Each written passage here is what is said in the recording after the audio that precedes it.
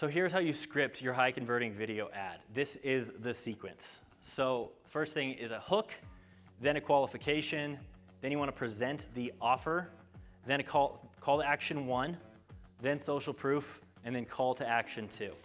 First thing is, what is a hook? Well, a hook is the attention grabbing first 5 seconds of the video, and it is a pattern interrupt. People are scrolling, they're watching cat videos, they're watching boating videos, they're watching whatever it may be. The first reaction they have is to skip, and we want to be able to convince people to not do that. You have to get their attention.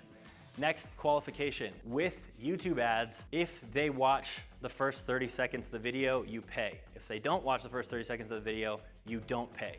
So we don't want anybody going through past 30 seconds that is not an ideal customer. And so we want to use the first 30 seconds in order to either say something along the lines of skip this video if you're not interested. So if you're not turning 65, skip this video now because it's not gonna make sense to you. Or the other way you can do it is that you can say something extremely direct by making it very clear your video is about that person. So for my ad that's ran for a really long time, it says something along the lines of if you're an insurance agent or financial advisor, you're not using funnels, Facebook ads, and YouTube ads. It's like living in the 1930s and deciding that your #1 form of transportation is a horse. I say that to capture people's attention, but I also say that because if you're not an insurance agent or financial advisor, you're gonna not care and you're gonna skip my ad and I don't have to pay for it. What you say in the first 30 seconds are extremely important to the profitability of your ads. The next part is gonna be your offer and benefit. So your offer is what they get if they click on the ad and then take the action that you want them to take on the next page, the landing page. And your benefit is gonna be the end benefit they get.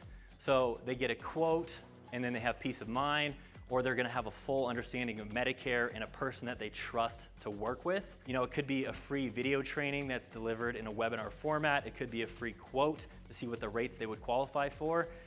That's like what they're getting. That's how you describe like what they're gonna be getting on the next page.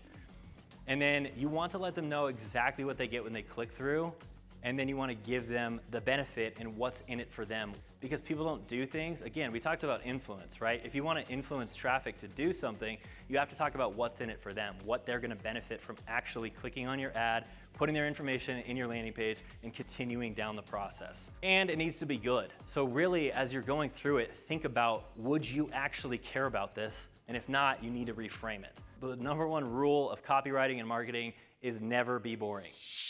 Call to action. All right, so this is where you tell them to click on your ad and actually take an action. So you need to tell them where to click and tell them what action that they need to take on the next page.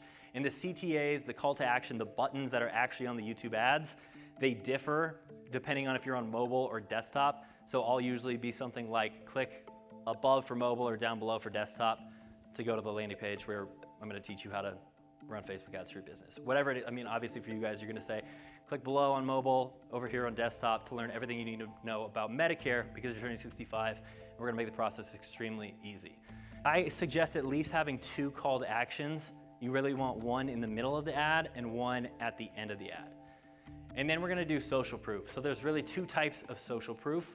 We always try to add social proof into YouTube ads. This can be done. The first type is you can splice up 3 to 5 second testimonials or reviews, or share a picture of a review that's on your website, whatever it may be.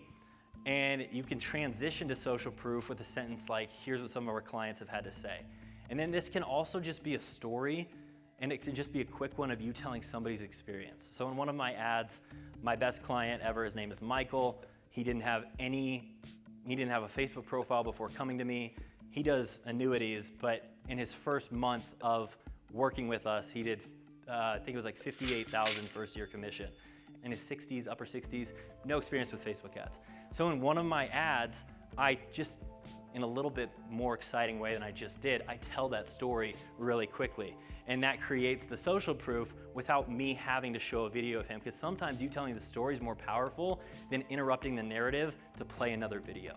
So stories can be a really good way. That's the first form of social proof. The second form is implied social proof. So anything you can do to have people feel that you have authority is implied social proof. So you speaking at an event in front of an audience, that will demonstrate your authority. You actually with a client. If you have YouTube videos on YouTube, even showing the fact that you have a YouTube video talking about this topic can be implied social proof, because somebody that's not serious about their business is not going to be going out and making videos about this type of stuff.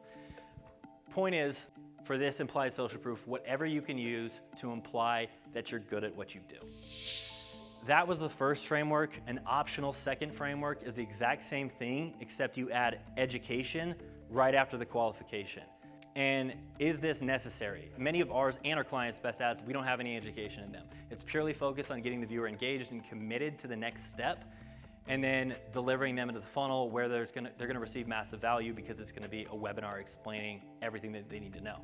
But there have been a lot of people in the industry. I know Christian has done some ads with education. I know Justin Brock's done some ads with education.